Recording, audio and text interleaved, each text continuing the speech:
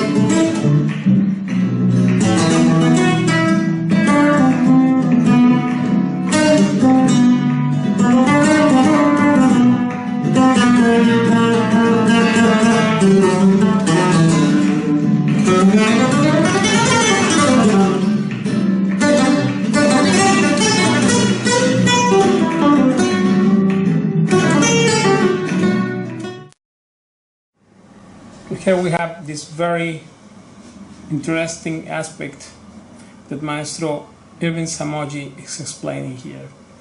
You know, the guitar is a lot of things. It's romance, it's mystery, it's physics, it's acoustics, it's engineering, it's art, it's architecture, it's metal, it's wood, it's bone. It's a lot of things. But at bottom, as a musical instrument, it's an air pump. That's really all it is. So insofar as one's work with the air pump, one needs to figure out how to make it a successful musical instrument.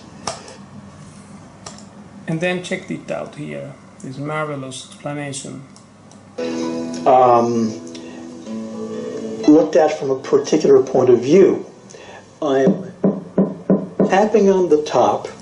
The path of energies in the sound box is that the top becomes activated from the strings. This activates the air mass, which activates the back, which then in turn activates the air mass in the top, and the sound energies bounce back and forth. Some of that sound activity is released through the sound port, and others are bounced off the exterior surfaces. But there's a lot of bouncing around activity, and the back necessarily is involved in that. How do we know that? Well, the back now is damped out because it's lying on my knees. But if we lift this up and simply allow the back to contribute its voice, we can see that the character of that sound changes quite remarkably. This is a much more open, loud, sustaining, woody sound. So what we're hearing, literally, is the activity of the top and the back playing ping-pong with the energy of my tapping.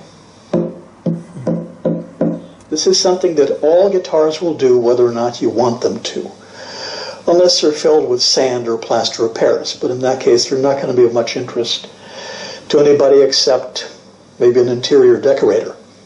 So one way that I have found of illustrating the motions of the top and the back as a function of the driving energy is the following.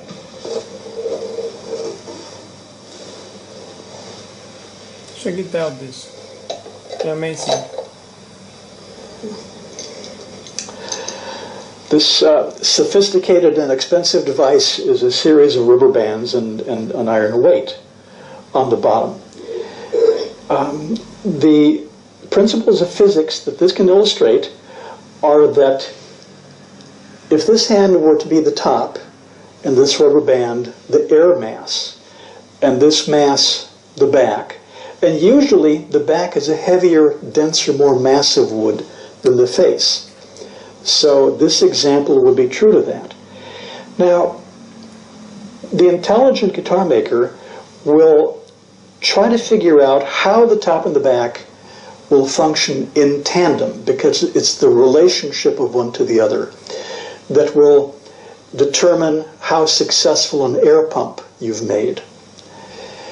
We learned this experiment in high school physics, where if you have an arrangement like this, you could just, really drive the guitar top with a lot of energy, and it'll make very little difference to what the back is doing. It's mostly inert. But at the right frequency relationship, a rather small amount of drive from this end translates into considerable increase of efficiency in driving this member. This is what the guitar top and the guitar back do with each other. So it's incumbent on the maker to try to figure out what the resonance relationship of those plates ought to be to one another. Because if you miss it, then you'll get something that really wastes a lot of the energy. It's tricky. It takes years sometimes to zero in on that. But everybody who's serious about this will wind up going in this direction. Now, people like me, fortunately, find this actually interesting. It would be deadly boring to a lot of people. I wanted to illustrate one more thing with this guitar body. Now, this is a proto-guitar. It's the sound box. We have yet to put the neck on it. But the top and the back, the two main acoustically active diaphragms, are in place, and they have been shaped and voiced so that, in my estimation, they do function in tandem. And I wanted to give you a sense of that by tapping on this. I hope we can capture this, and giving you a sense of the sustained quality of the tap.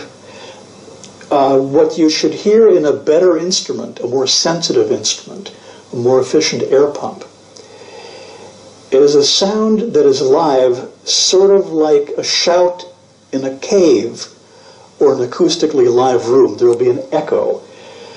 Ordinary guitars will just go thud, and that's fine because somebody will buy them and they'll be happy with them. But I'm hoping that... How true is this?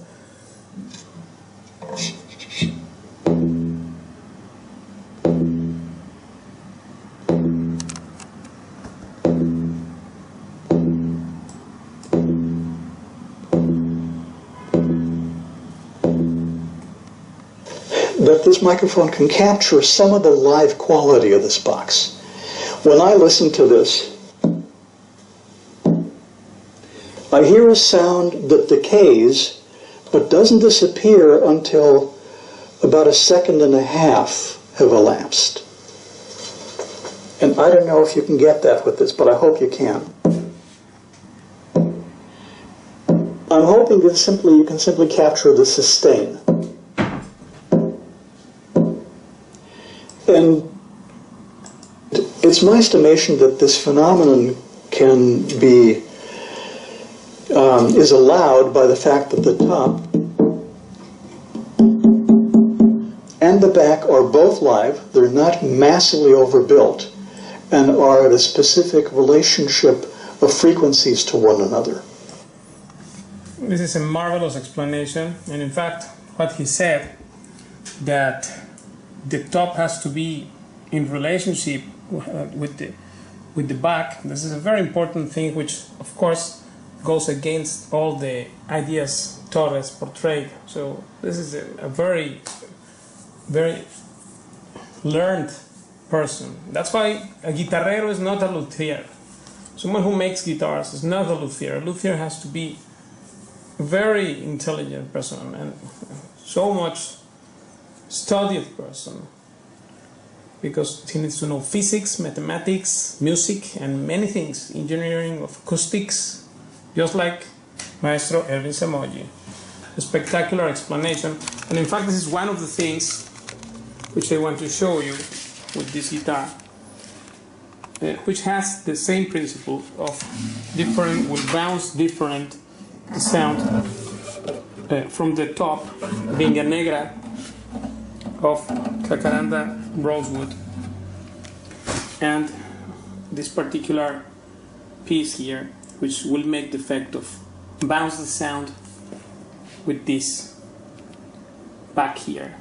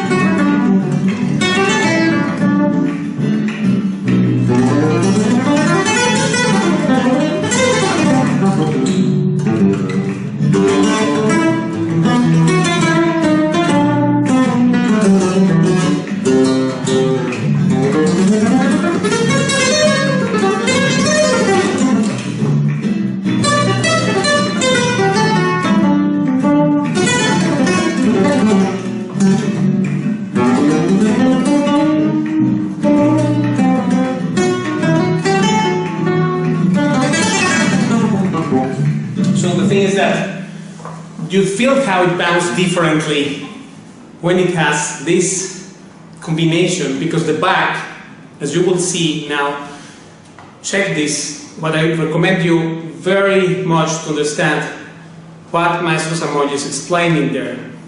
And I mentioned it because so many of the cliché stuff about tradition, which doesn't portray any value anymore for me regarding guitar making, or at least the guitars that which I like to play, is that Torres.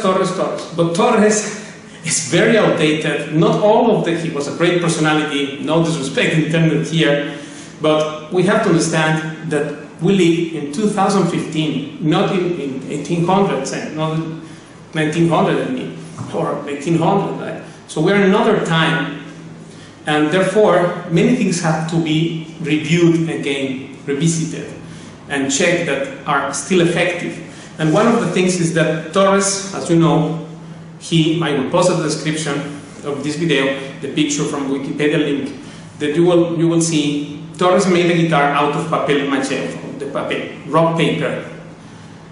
And this from the backs and side, and with a nice top, to prove that the top was only important in guitar making.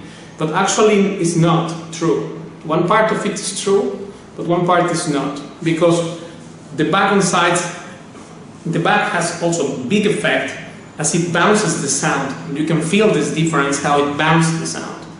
So therefore, watch the video carefully and understand what he's saying there, that the intelligent luthier, he says, Maestro Samogy says, that the intelligent luthier will have to find the balance between this and the top, because this is an air pomp, and through the sound ports the wave will be a surrounding sound.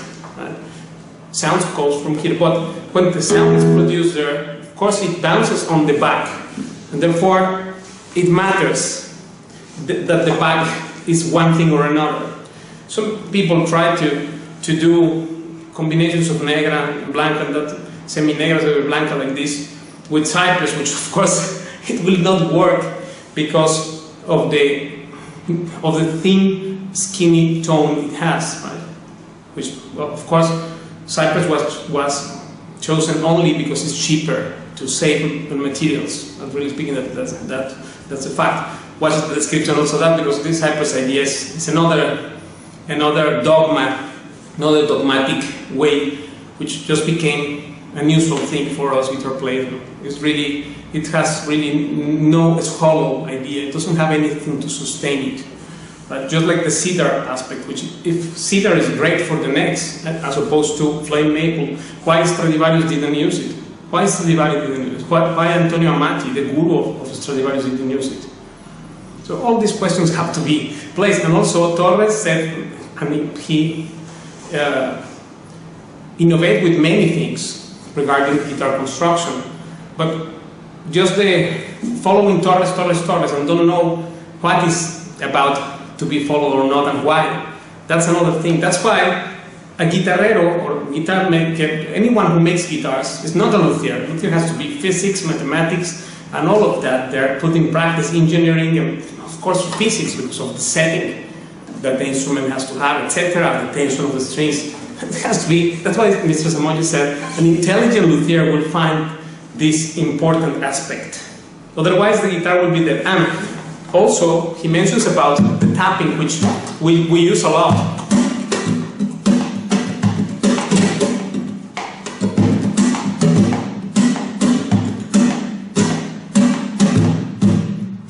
This thing of the tapping, which is very important, denotes how this note is produced, especially for what we play, for modern flamenco guitar. Because before Paco there was only this noisy, naily sound of the golpe.